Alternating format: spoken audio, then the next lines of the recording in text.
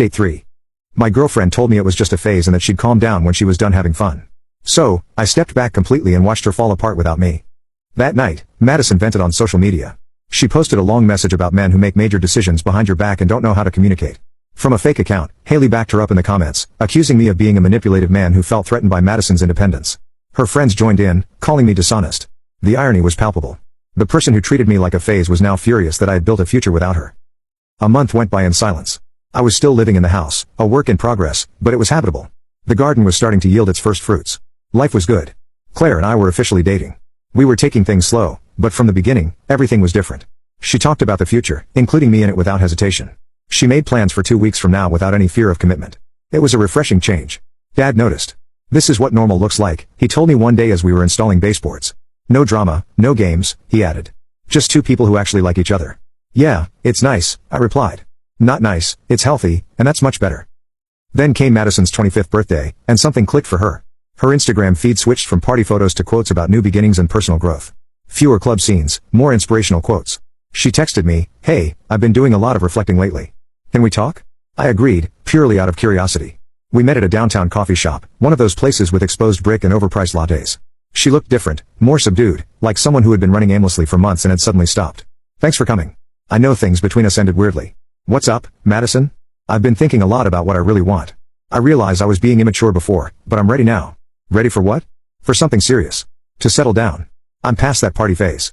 I'm prepared for the next chapter with you." She said it like she was doing me a favor, as if I should be grateful that she now considered me worthy of her time. "So, because you decided it's time, I'm supposed to be available. We were good together, Jack. You know that. I just needed to grow up, experience certain things. Now I know what I want. And what makes you think I was just waiting around in the meantime? Because you loved me. I know you did. That doesn't just disappear. Besides, let's be honest, you're a plumber. It's not like you have 1,000 options." Even then, she was still talking down to me. "You're right. I did love you." "Past tense," I said. "You yourself said I was just a phase, and I acted accordingly." "That's not what I meant." "Yes, it was. You wanted to go out, have fun without me, and then come back when the excitement wore off as if I were your retirement plan." She started to cry, not out of sadness, but frustration. "So, you're punishing me? This whole house thing was just to hurt me. The house has nothing to do with you. It's my future project. A future you explicitly said you didn't want to share. At least not then. I just did what you told me to do. I took you at your word. I saw the pictures on Instagram with that trainer.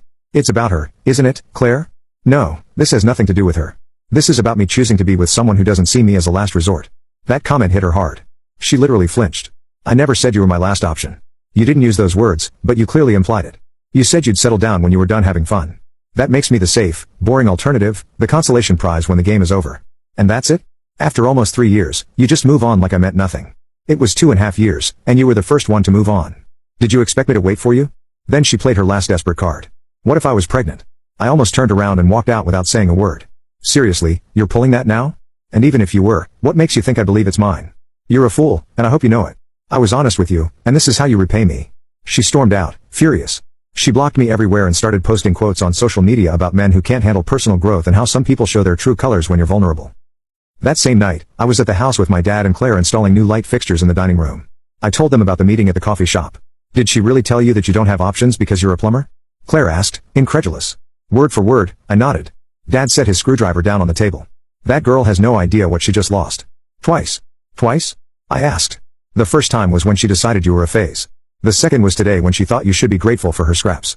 He picked his screwdriver back up. "Her loss. Claire, can you flip the breaker back on?" "Sure, Frank," she replied. "Perfect. Now, let's see if Jack wired this right or if we have to call a real electrician." What followed was a downward spiral on Madison's part. According to mutual friends, she became obsessed with proving I had made a mistake. Haley, her loyal friend, wasn't helping.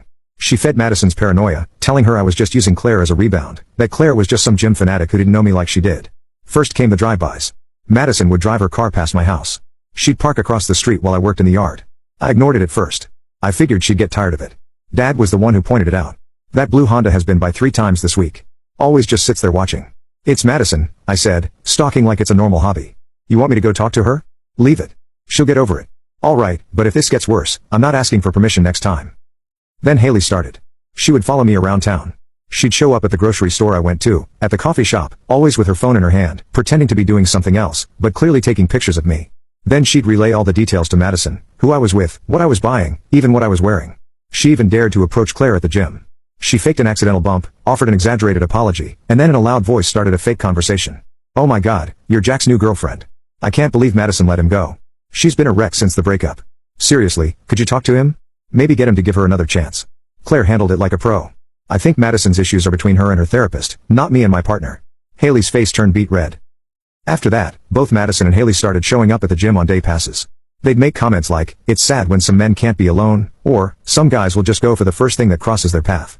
Claire handled it better than I did. "They're just jealous," she'd tell me. Madison had something good and let it go. Now she's seeing what she lost. But it escalated. Haley started sending Claire private messages on Instagram, disguised as concern. "Hey, I just wanted to warn you about Jack. He's really controlling. He made Madison feel like she couldn't have friends or go out. He's just putting on an act with you. Be careful." Claire showed me the messages. "She's doing everything she can to break us up." "What did you reply?" I told her to find a hobby that doesn't involve meddling in other people's relationships. Dad was more direct. "Block them both. And if they show up at your work again, call the police." They didn't stop. They started spreading rumors among acquaintances, saying I was manipulating Claire, that I was isolating her, that I was showing classic signs of abuse. They were going by the abuser's playbook, isolate the victim and make everyone else seem like the enemy. Then flowers started showing up at my door. No card, just flowers. Every few days, another bouquet. I'd throw them out, but they kept coming. "Secret admirer?" Dad asked, watching me toss them. "Madison's losing her mind."